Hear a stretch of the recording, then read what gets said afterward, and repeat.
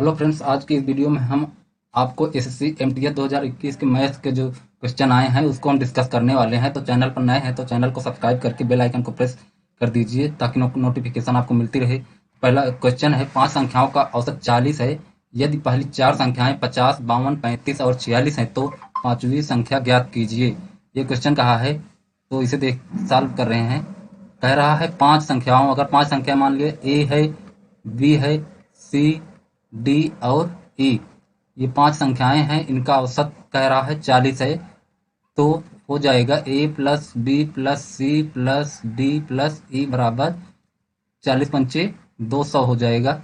अब कह रहा है ये पहली 4 संख्याएं, अर्थात 4 संख्याएं दिया है, मतलब ए की जगह 50 है और बी की जगह 52 है, सी की जगह 35 है, डी की जगह 46 है और कह रहा है पांचवी संख्या अर्थात ई को निकालना है। ये दिया है तो इसका जो मान है ये 200 है। अब इसको जोड़ेंगे तो हो जाएगा ये 50, 52, 102 हो जाएगा और 102 137 हो जाएगा। 137 प्लस 46 जोड़ेंगे तो हो जाएगा 183 प्लस ई बराबर 200। अब ई बराबर निकालेंगे तो पक्षांतर हो जाएगा 200 माइनस 183। आंसर आ जाएगा, कितना आएगा? अगर 200 में से 183 घटाएंगे तो आएगा 17 आएगा। ई का मान 17, तो ऑप्शन इसमें बी सही हो जाएगा। फ्रेंड्स, इसको ऐसे भी लगाया जा सकता है, अगर जल्दी लगाना हो तो दूसरे तरह से लगाया जा सकता है। कह रहा है 5 संख्याओं का औसत 40 है, मतलब 5 में 40 का गुणा कर देंगे अर्थात 200 आ गया। और जो पहली 4 संख्याएं दिया है, मतलब 50, 52 प्लस 35 प्लस 46 जोड़ेंगे तो आएगा 183। अब 183 में 183 घटाएंगे तो आ जाएगा 17। ये ऐसे भी आ जाएगा। नेक्स्ट क्वेश्चन है, 140/9 मीटर पर सेकेंड की चाल से गतिमान एक ट्रेन 27 सेकंड में एक खंभे को पार करती है। ट्रेन की लंबाई ज्ञात कीजिए। तो चाल बराबर होता क्या है? चाल बराबर होता है दूरी बटे समय होता है। चाल बराबर क्या होता है? चाल बराबर होता है दूरी बटे समय। जबकि चाल दिया कितना है? चाल दिया है 140/9 मीटर प्रति सेकंड दिया है। 140/9 मीटर प्रति सेकंड और दूरी दूरी को निकालना है।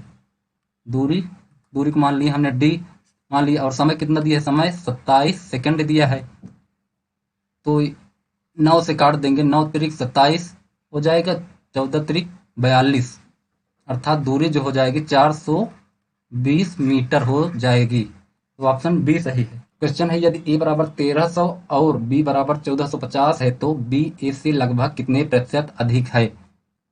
ये क्वेश्चन कहा है। तो ए और बी का अगर रेशियो निकालें, ए और बी का रेशियो निकालें तो हो जाएगा 1300 अनुपात 1450। अब जीरो से जीरो कैंसिल होगा, काटेंगे तो आ जाएगा 26 अनुपात 19 आ जाए 29 आ जाएगा। अब जो है 26 और 29, इनका ये कितने अधिक है? 29 3 अधिक है 26, किससे अधिक है? 26 से अधिक है और 100% हो जाएगा। तो अगर इसमें इसका गुणा करें तो 26 में 26, मतलब कि ये ऑप्शन पहले से कट जा रहे हैं। तो इसमें भाग देंगे तो 300/26, 26 4 30, 26 अर्थात ऑप्शन देखने के बाद पहले से ही मालूम हो जा रहा है कि ऑप्शन ए सही है। एक कुर्सी 580 रुपए में खरीदी। 25% लाभ प्राप्त करने के लिए उसे कुर्सी को किस मूल्य पर बेचना चाहिए? तो 25% बराबर होता क्या है? 25% बराबर होता है 1/4, मतलब 5/4, 5/4 हो जाएगा, अर्थात 4 सीपी है, 5 एसपी है। तो 4 सीपी है, 4 का मान दिया कितना है? 580 दिया है। एक का मान निकालना हो तो कितना होगा? तो 580 में 4 का भाग हो जाएगा तो आए कितना? 4 एकम 4, 4 चौक 16, 4 पंचे 20, 145 हो गया। और पूछ किसका रहा है? तो एसपी का पूछ रहा है, मतलब 5 का पूछ रहा है। तो 5 गुणे 145, 14 पंचे 70, 5 पचम 25, मतलब 725 हो जाएगा, 725 हो जाएगा। तो ऑप्शन सी सही हो जाएगा। नेक्स्ट क्वेश्चन है, यदि 10 पुस्तकों का मूल्य 250 है तो 15 पुस्तकों का मूल्य ज्ञात कीजिए। कह रहा है 10 पुस्तकों का मूल्य, 10 बुक्स का मूल्य जो है, 10 बुक्स का मूल्य जो है वो 250 है। तो एक बुक का कितना हो जाएगा? 250/10, मतलब 25 रुपये हो जाएगा। अब पूछा कितना है, 15 पुस्तक का पूछा है, तो 15 में 25 में 15 का गुणा हो जाएगा, तो हो जाएगा 15 पच्चीस 75, 15 दूना 30, 7 37, 375 रुपये हो जाएगा। तो ऑप्शन डी सही है। नेक्स्ट क्वेश्चन है, निम्न समीकरण में प्रश्न चिन्ह के स्थान पर कौन सी संख्या आ सकती है। क्वेश्चन है 540 के 42% के 11/14 का 5/9, फिर क्वेश्चन मार्क दिया है स्क्वायर, फिर -45। तो इसे अगर देखा जाए तो 540 के मतलब 42/100 के 11/14 का 5/9, और इसकी जगह मान लेते हैं x मान लेते हैं, तो x स्क्वायर -45। अब इसको देखेंगे तो 9 छंग 54 हो जाएगा, 1 0 से 1 0 कैंसिल हो जाएगा, 14 त्रिक 42 हो जाएगा, और 2 3 6, 2 5 10,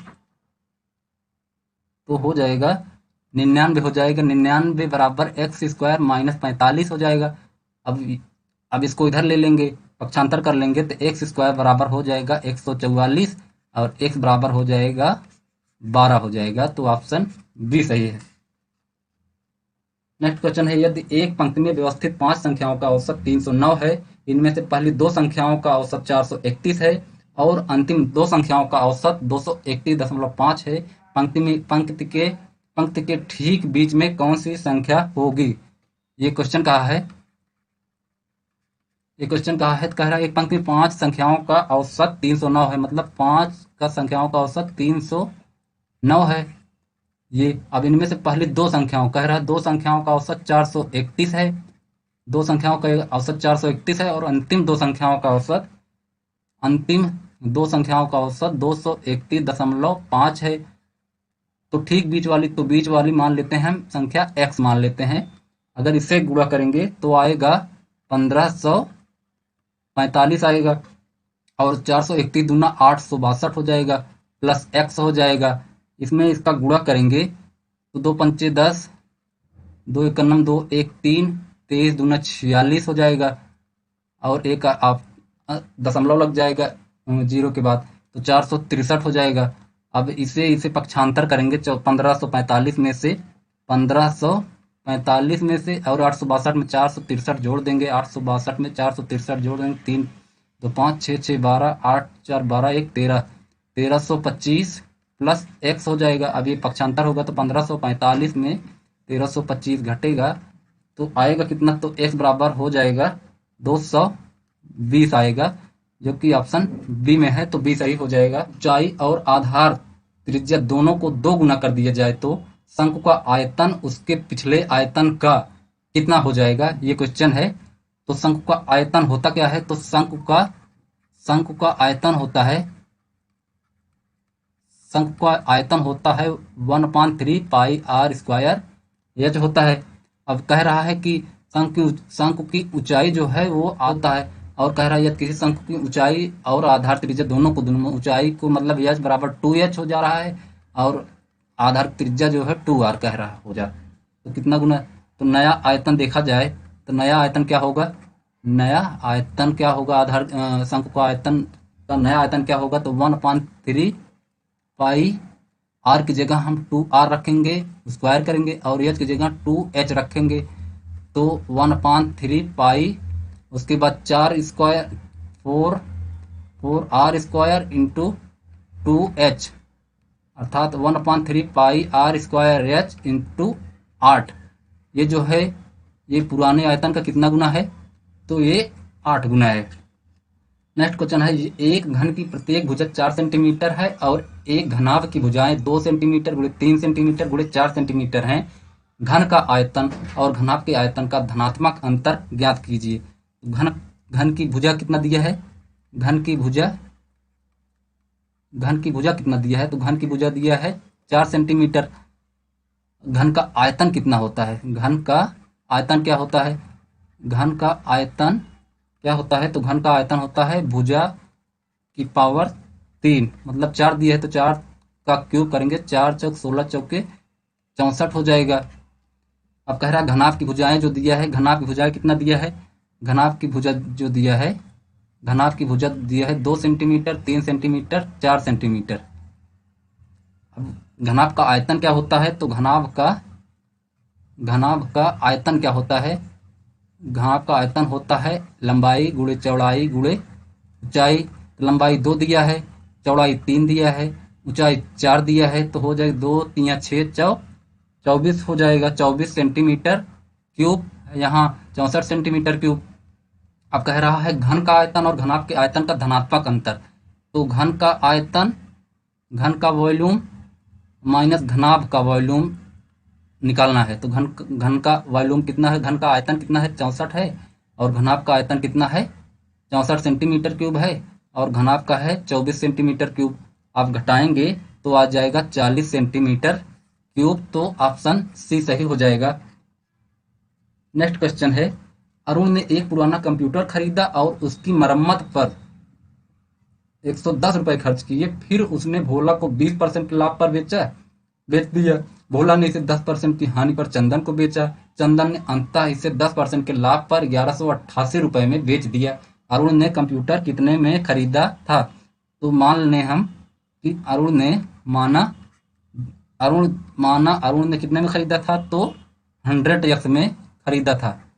कितने में खरीदा था? 100x में खरीदा था, मान लिए हम।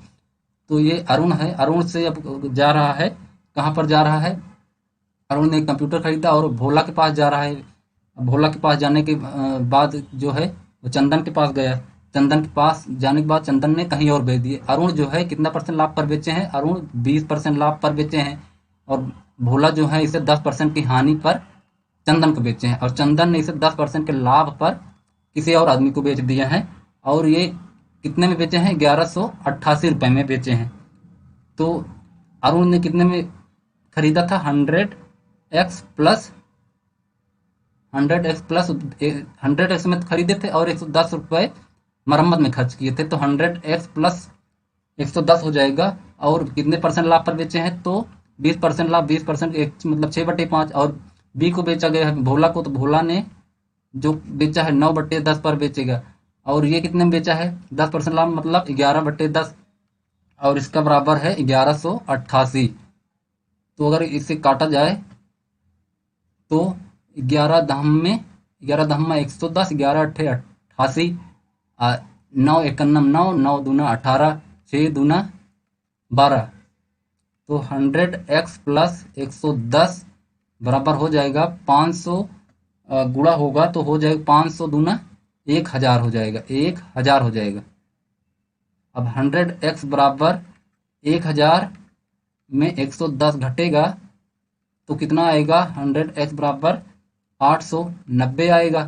तो ये पूछा अरुण ने कंप्यूटर खरीदा कितने में था? खरीदा था 100x में खरीदा था, तो 100x सीधा मान इधर आ जा रहा है 890। तो ऑप्शन डी सही हो जाएगा। एक निश्चित दूरी तय करने में 16 मिनट का और धारा की विपरीत दिशा में वही दूरी तय करने में 24 मिनट का समय लेती है। यदि शांत जल में नाव की चाल 15 किलोमीटर प्रति घंटा है तो धारा की चाल ज्ञात कीजिए। नाव की चाल दिया है, नाव की चाल जो है कितना है? नाव की चाल 15 किलोमीटर प्रति घंटा दिया है। नाव की चाल 15 किलोमीटर प्रति घंटा दिया है और धारा की चाल पूछ रहा है। तो हो जाएगा समय बराबर कितना होता है? समय बराबर दूरी बट्टे चाल होता है।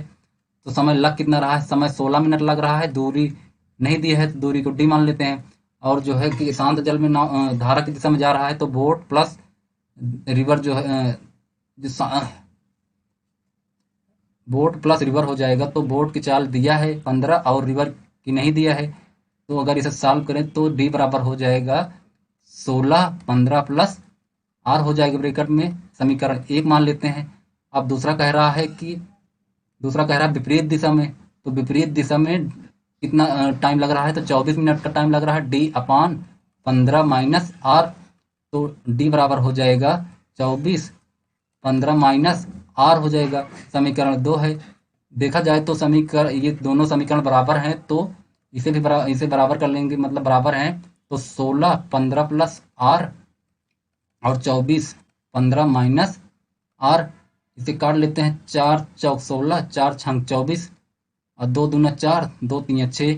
तो 15 दूना 30 प्लस 2 आर और 15 तीन 45 माइनस 3 आर। पक्षांतर करेंगे तो हो जाएगा 5 आर बराबर कितना आ जाएगा? 15 आ जाएगा। आर बराबर 5 तीन 15, जो कि 3 किलोमीटर प्रति घंटा। तो ऑप्शन सी सही हो जाएगा 3 किलोमीटर प्रति घंटा। नेक्स्ट क्वेश्चन है, एक दुकानदार 3 उत्पाद ए बी सी खरीदता है और उन्हें क्रमशः 20%, 30%, 40% लाभ पर बेचता है। यदि इन उत्पादों के क्रय मूल्यों का अनुपात 4:3:2 है तो इनके विक्रय मूल्यों का अनुपात क्या होगा। मूल्यों का अनुपात कितना दिया है, क्रय मूल्यों का अनुपात दिया है 4:3:2 दिया है। सुविधा के लिए अगर हम 200 बढ़ा लेते हैं सभी में कोई फर्क नहीं पड़ेगा। अब कह रहा है कि क्या कह रहा है कि उन्हें क्रमशः 20% मतलब 400 का 20% लाभ पर बेचता है। 20% का वैल्यू 6/5 हो गया, 5×8 = 40 मतलब 480 रुपये हो गया। अब और दूसरे का कह रहा है 30%, 300 का 30% मतलब 13/10 तो 390 हो जाएगा।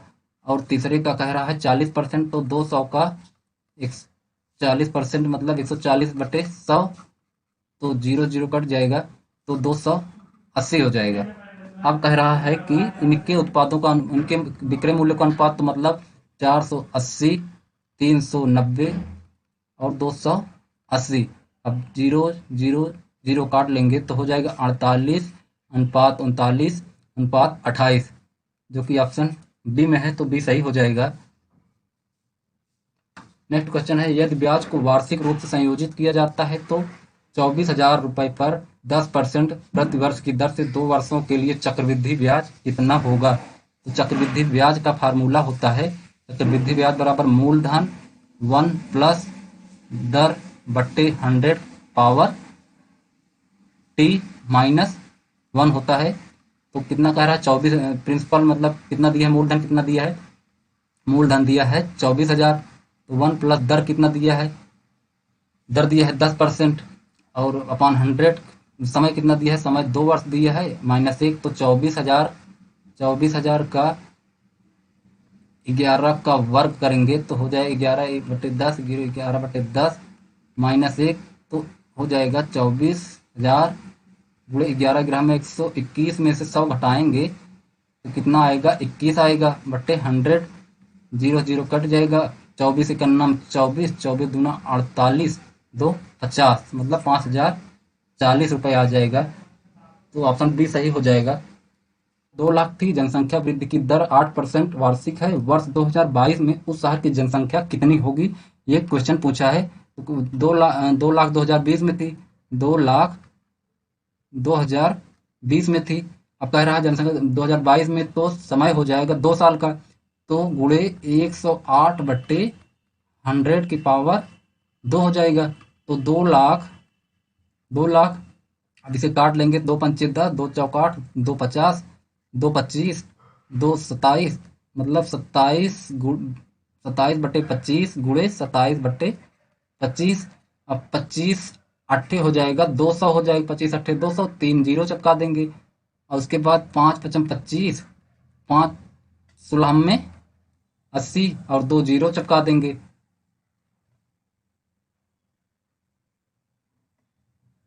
अब फिर 5 से काटते हैं तो 5 × 3 = 15 5 दूना 10 तो मतलब हो जाएगा 320 गुणे 27 27 में 729। अब अगर देखा जाए तो इसको गुणा करने की जरूरत नहीं है, यहाँ पर 1 0 तो आएगा ही। इकाई के अंक में अगर गुणा करते हैं 9 दूना 18 जो कि ऑप्शन में देखा जाए तो 0 के बाद 8 में सिर्फ सी वाले में है और किसी में नहीं है तो ऑप्शन सी सही हो जाएगा।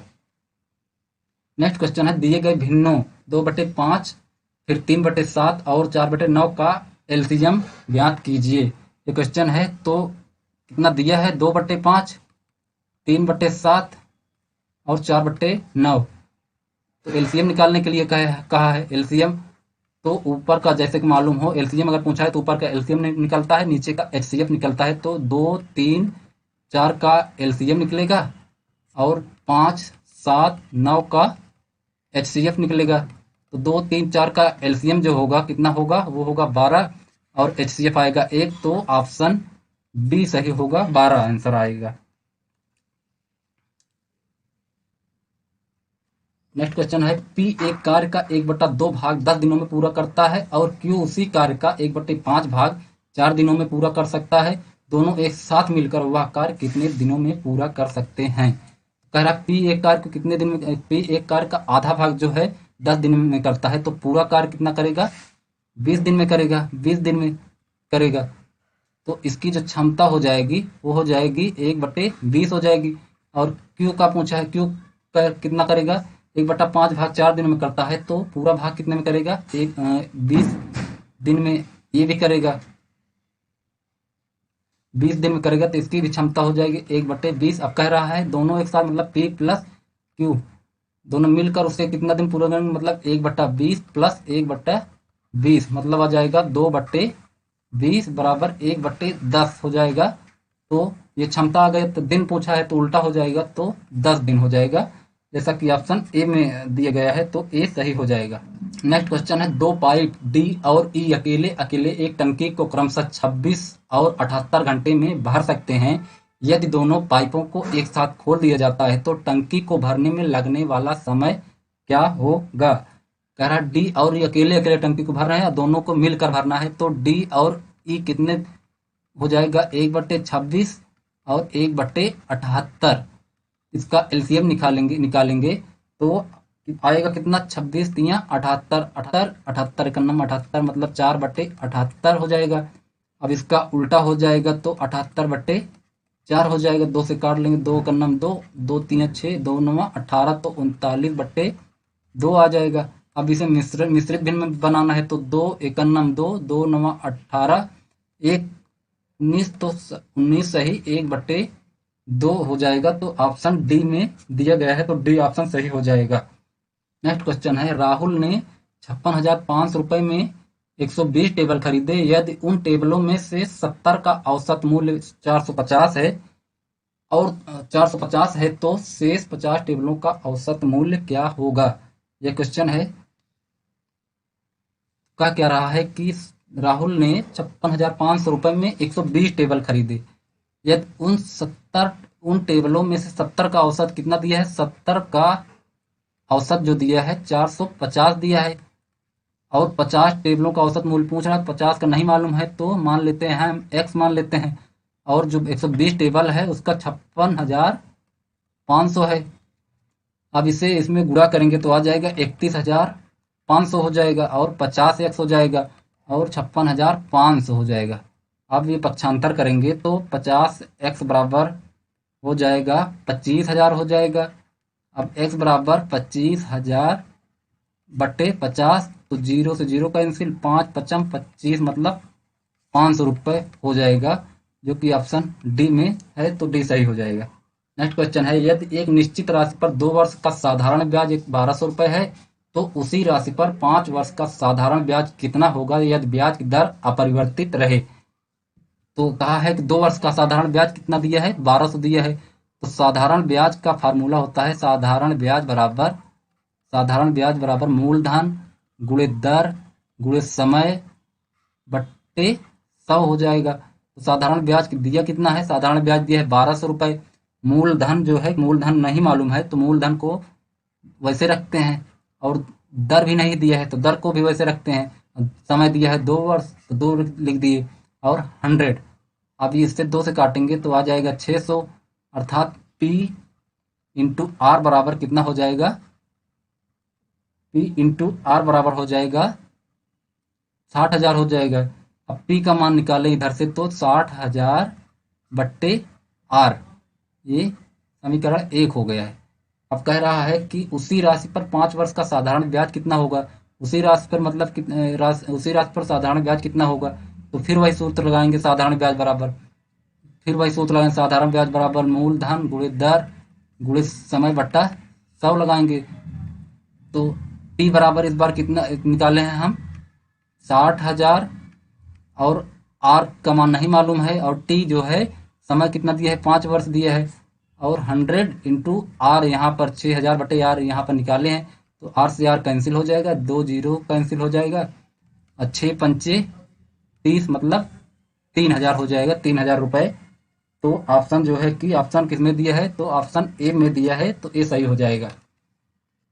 नेक्स्ट क्वेश्चन है, P/3 बराबर Q/5 बराबर R/2 है तो P + 2Q + 3R ratio P + Q + R का मान ज्ञात कीजिए। ये क्वेश्चन है। अगर ऐसे देखा जाए तो ये अगर तुरंत किया जाए तो P का मान जैसे कि 3 दिया है, Q का मान 5 दिया है, R का मान 2 दिया है। ऐसे भी, या अगर सॉल्व करना चाहें तो P/3 बराबर Q/5 बराबर R/2 बराबर K मान लेते हैं हम। K मान लेते हैं तो P होगा, P बराबर कितना होगा, 3K होगा। वैसे 3K होगा, उधर 5K होगा, वैसे उधर 2K होगा।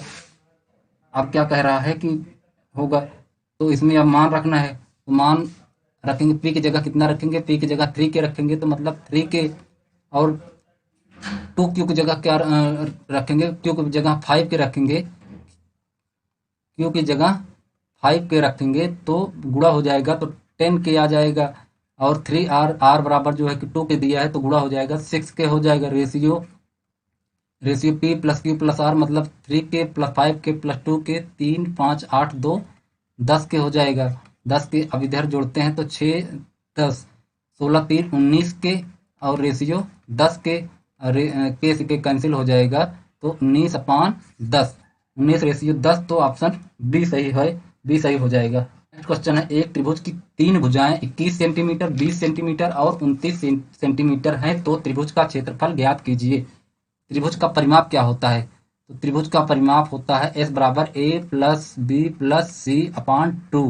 तो ए का मान यहाँ पर 21 है, बी का मान 20 है, सी का मान 29 है अपान 2।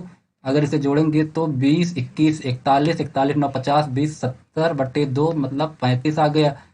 अब त्रिभुज का क्षेत्रफल जो होता है, त्रिभुज का क्षेत्रफल होता है ब्रैकेट, त्रिभुज का क्षेत्रफल होता है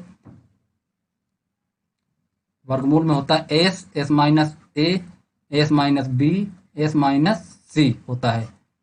तो S का मान यहाँ कितना रखेंगे, 35 रखेंगे। दिया है S का मान 35, और 35 में से 21, S-A का मान 21 है, तो 35 में से जो है कि 21 घटाएंगे तो आएगा 14 आएगा।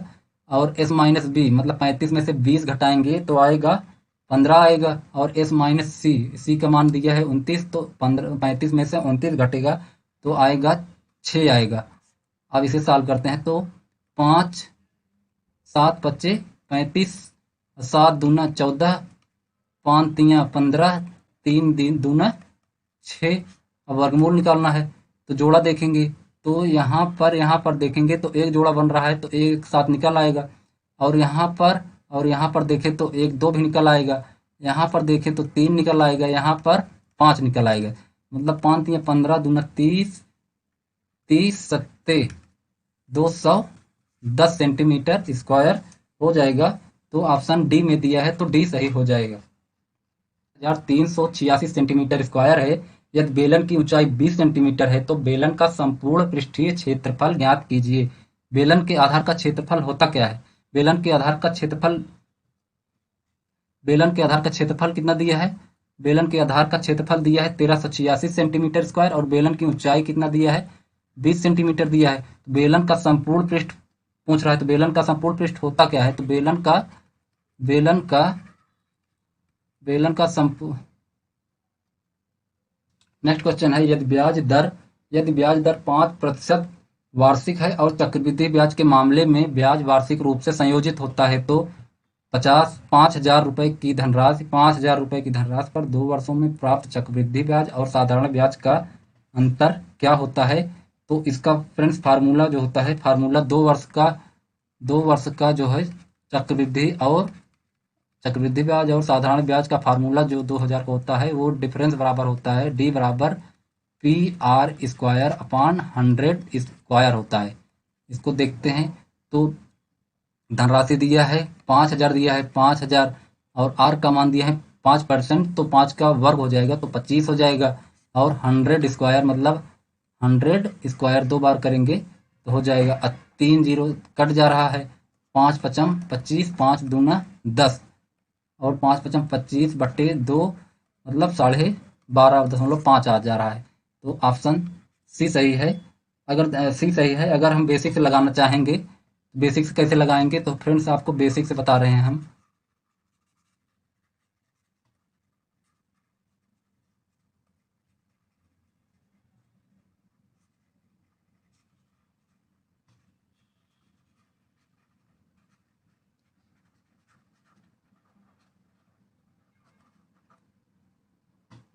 बेसिक से कैसे लगाना है, तो कह रहा है कि ब्याज 5% वार्षिक है।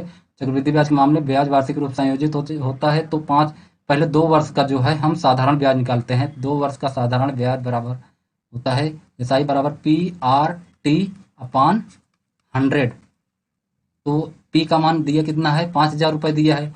आर दिया है 5% और समय दिया है 2 साल, 2 वर्ष/100। तो 50 दूना 100 पंचे 500, तो 500 आ गया।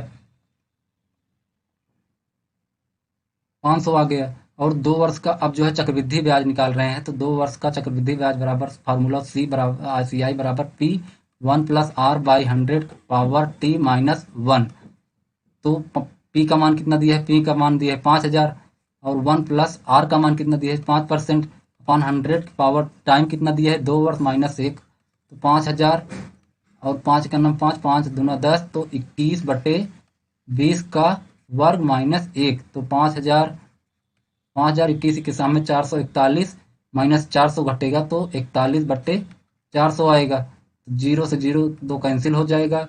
2 दूना 4, 2 25, 25 गुणे 41/2 CI आ गया। अब कह रहा है कि 2 चक्रवृद्धि ब्याज और साधारण ब्याज का अंतर निकालना है। चक्रवृद्धि ब्याज मतलब 25 गुणे 41/2 -500 का अंतर निकालेंगे, तो 25 गुणे 41 -500 दूना 1,000/2।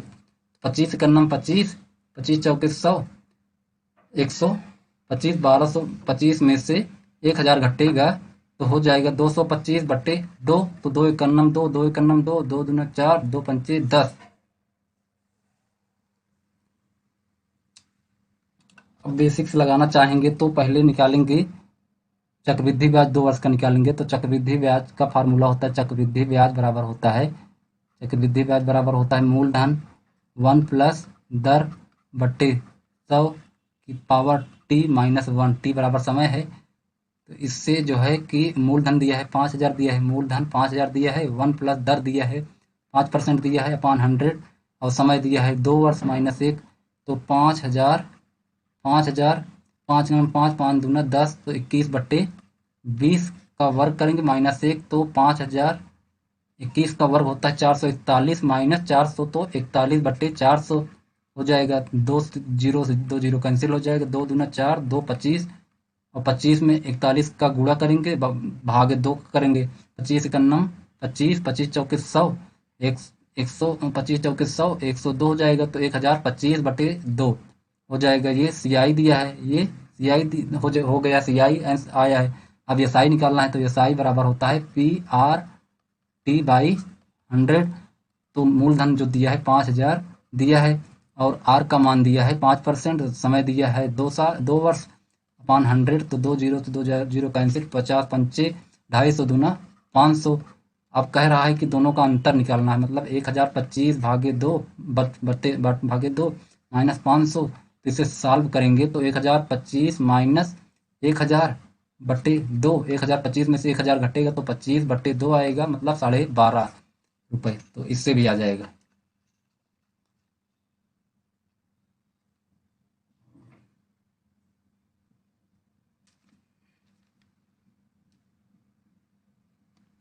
नेक्स्ट क्वेश्चन है, 2 ट्रेनें 70 किलोमीटर प्रति घंटा और 85 किलोमीटर प्रति घंटा की चाल से एक दूसरे की ओर बढ़ रही हैं। उनकी लंबाइयां क्रमशः 210 मीटर है और 255 मीटर है। वे एक दूसरे को पूरी तरह से पार करने में कितना समय लेंगी, ये क्वेश्चन है। तो अगर देखा जाए फ्रेंड्स, तो दोनों एक दूसरे की ओर अगर बढ़ रही हैं तो जुड़ जाता है। तो समय बराबर क्या होता है, समय बराबर होता है दूरी बट्टे चाल होता है। समय बराबर होता है दूरी बट्टे चाल होता है। तो दूरियां जुड़ जाएंगी, मतलब 210 और 255 मीटर, और चाल जो दिया है कितना दिया, 70 किलोमीटर प्रति घंटा और 85 किलोमीटर प्रति घंटा, ये जुड़ जाएगी।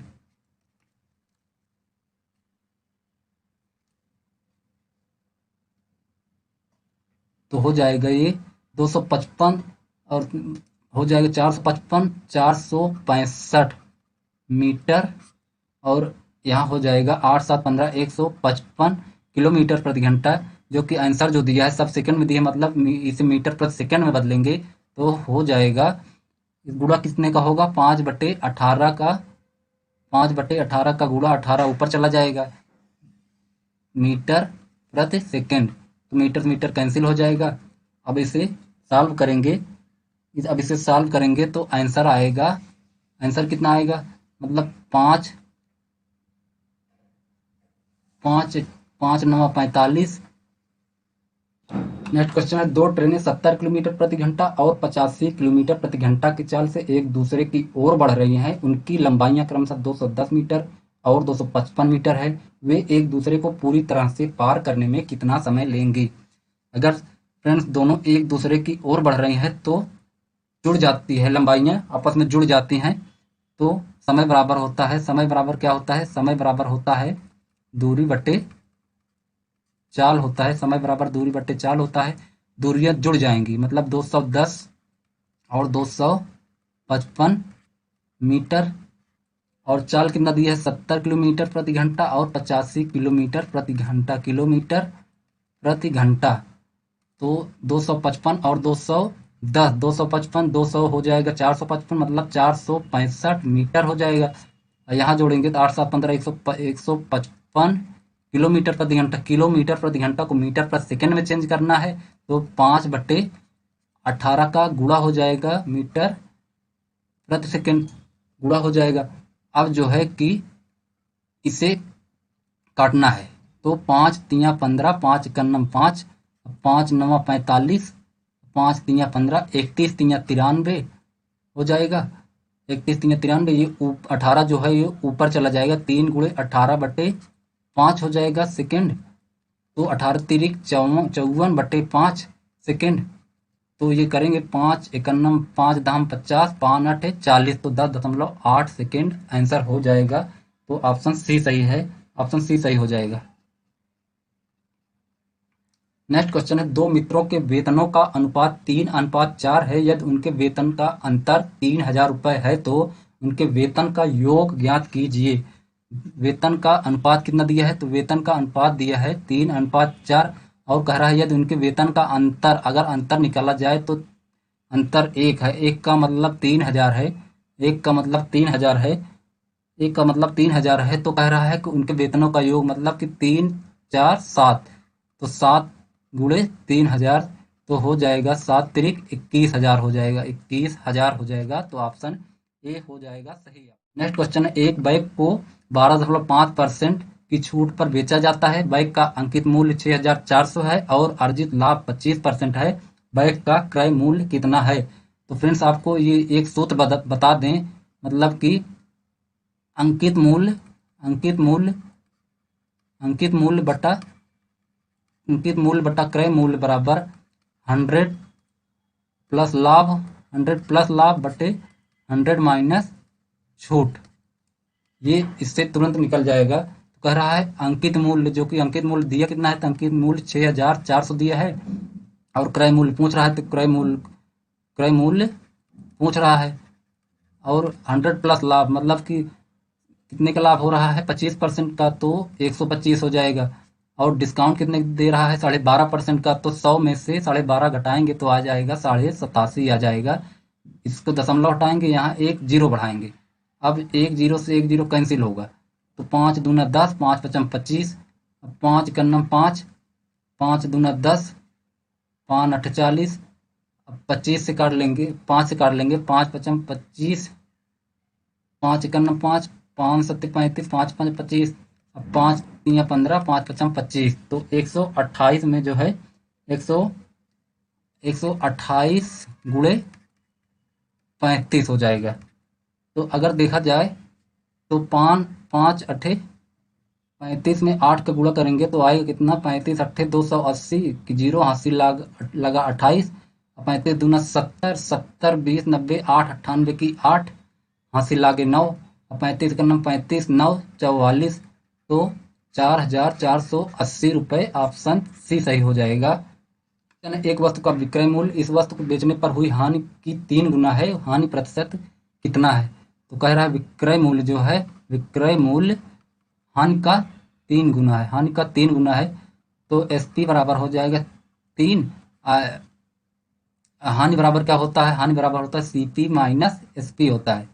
CP माइनस SP होता है, तो SP बराबर 3CP माइनस 3SP। अब ये पक्षांतर होगा तो हो जाएगा 4SP बराबर 3CP। तो SP अनुपात CP का मान आएगा 3:4, मतलब SP 3 CP 4। तो हानि हो जाएगा। तो हानि हुआ कितना है? मतलब 4 की चीज 4 रुपए खरीदी थी और 3 रुपए में बेची गई है, तो 1 रुपए की हानि हुई है। हानि हुई कहाँ से है? तो हुई 4 रुपए खरीदी गई थी, तो 1/4 गुणे 100%, तो मतलब 25% हो जाएगा हानि। 25% हो जाएगा। नेक्स्ट क्वेश्चन है, यदि P बराबर 6 × 4/2 अपान 8 × 3/6 और Q बराबर 12/4 - 2 अपान 4/3 × 12 है, तो P अपान Q का मान ज्ञात करिए। P का हम पहले सॉल्व करें तो P होगा कितना? 6 × 4/2 × 8 × 3/6, तो 2×3 = 6, मतलब 4×3 = 12 और 3×2 = 6, 2×4 = 8, 4। तो P बराबर आ जा रहा है 3 आ जा रहा है। P बराबर 3 आ गया। अब Q बराबर कितना आएगा देखिए, तो 12/4 - 2 और 4/3 × 12, तो 4×3 = 12, 3 में से 2 गए 1 और 3×4 = 12, 4×4 = 16, तो 1/16 Q का मान आ गया। अब कह रहा है P अपान Q का मान क्या है? तो P अपान Q का मान पूछ रहा है, तो P की जगह 3, Q की जगह 1/16, तो ये P अपान Q का मान कह रहा है, तो 3×16 हो जाएगा, तो 16×3 = 48। और गलती से P अपान Q का वर्ग कहा गया है फ्रेंड्स, तो वर्ग निकालेंगे तो 48 का वर्ग होगा कितना?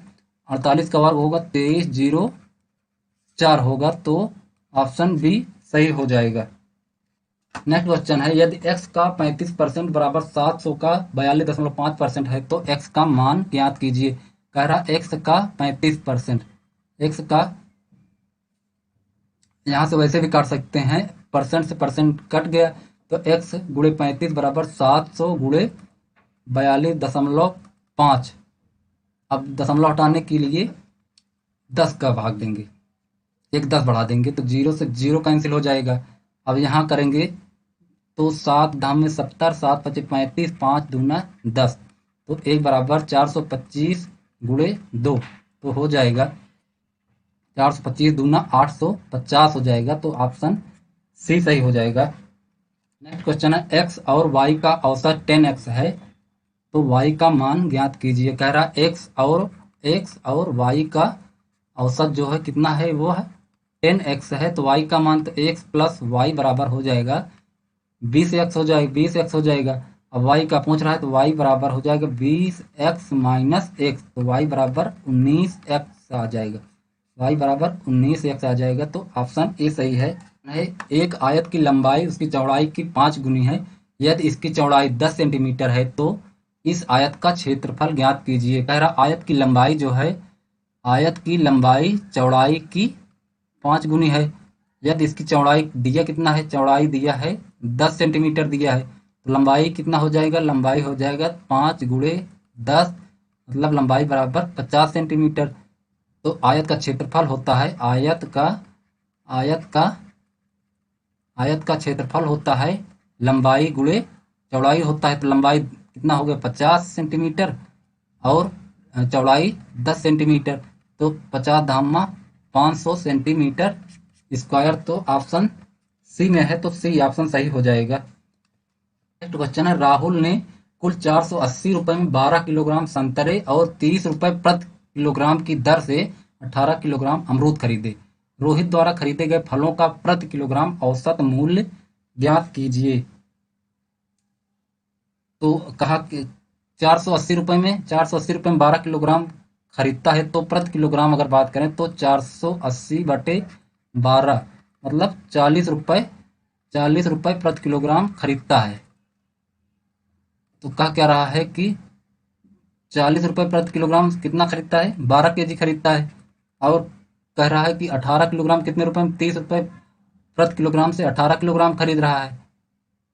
औसत निकालने के लिए कह रहा है तो 12 किलोग्राम और 18 किलोग्राम, 12 प्लस 18, अगर इससे गुणा करें तो 12 चौक 48, 480 और 18 तिरिक 54, 540, 12 8 20 10 30, तो 540 5 4 940, 940 60, 1020 आ जाएगा, 1020 आ जाएगा बट्टे 3, तो 0 0 का आंसर 3 तिरिक का 9, 3 चौक 12, मतलब 34 आ जाएगा, तो 34 रुपये सही हो जाएगा। ये एक बचत योजना में वार्षिक साधारण ब्याज की एक निश्चित दर पर एक राशि का निवेश 3 वर्षों के लिए किया। यदि उसने समान राशि का निवेश 3 वर्षों की अवधि के लिए शिक्षा योजना में पहले वाली वार्षिक ब्याज की दर से 2% अधिक की दर पर किया होता तो उससे निवेशित राशि पर 540 रुपये अधिक ब्याज प्राप्त होता। कीर्ति ने अपनी कितनी राशि का निवेश किया था?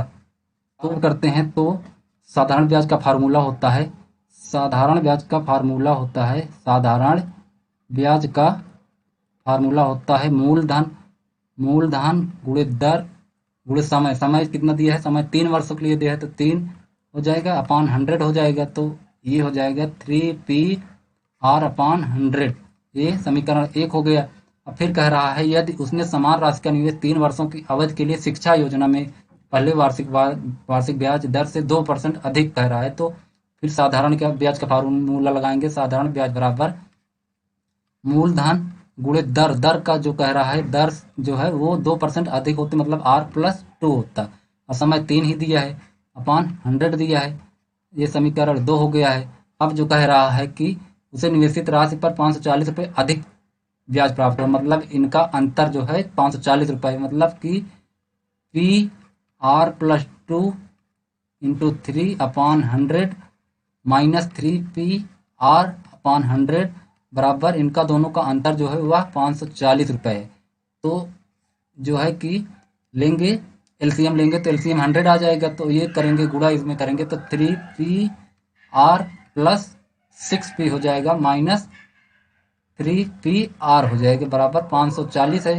अब 3PR कैंसिल हो जाएगा, तो 6P बराबर हो जाएगा 540 और 100 का गुणा हो जाएगा, मतलब 2 जीरो चिपका दिया जाएगा। P बराबर हो जाएगा 6 9 54 और 3 जीरो हो जाएगा, तो हो जाएगा 9000 हो जाएगा। तो ऑप्शन जैसा कि है ऑप्शन ए में है, तो ऑप्शन ए सही हो जाएगा, ए सही हो जाएगा। नेक्स्ट क्वेश्चन है, बी ए से 10% अधिक है, सी ए से 20% कम है, बी सी से कितने प्रतिशत अधिक है? कह रहा है अगर तीनों का देखा जाए रेशियो तो ए अनुपात बी अनुपात सी। कह रहा है ए जो है बी जो है ए से 10% अधिक है, बी ए से 10% अधिक है, सी ए से 20% कम है। तो ए को यहाँ पर कॉमन क्या आ रहा है? कॉमन ए आ रहा है, तो ए को मान लेते हैं 100 मान लेते हैं, ए को 100 मान लेते हैं। अब क्या आ रहा है? बी ए से 10% अधिक मतलब 110 हो गया, और सी ए से 20% कम है, सी जो है ए से 20% ये 100 है, तो ये 80 हो जाएगा, तो रेशियो आ जाएगा। अगर 1 0 से 1 0 काट लिया जाए तो आएगा कितना? 10 अनुपात 11 अनुपात 8 आ जाएगा। अब कह रहा बी सी से कितने प्रतिशत अधिक है, मतलब बी सी से कितने प्रतिशत अधिक है, तो बी सी से है कितना अधिक? तो 3 अधिक है। किससे अधिक है? सी से अधिक है, इंटू 100%, तो हो जाएगा 300/8%। तो ये सॉल्व करेंगे तो हो जाएगा 8 तिरिक 24, तो 8 तिरिक 24 6 30, तो 8 7 56, मतलब कि आगे सवाल लगाने की जरूरत ही नहीं है, तो ऑप्शन बी सही हो जाएगा। नेक्स्ट क्वेश्चन है, S1 किसी कार्य को अकेले 9 दिनों में कर सकता है, S2 उसी कार्य को अकेले 18 दिन में कर सकता है, जबकि S3 उसे अकेले 27 दिन में पूरा कर सकता है। वे एक साथ कार्य करते हैं और कार्य को पूरा करने के लिए भुगतान के रूप में 726 रुपये प्राप्त करते हैं। उपरोक्त राशि में S2 और S3 का एक साथ लिया गया संयुक्त हिस्सा कह रहा है S1 का कितना हो जाएगा? S1 का हो जाएगा 1/9 हो जाएगा, और S2 का कितना हो जाएगा?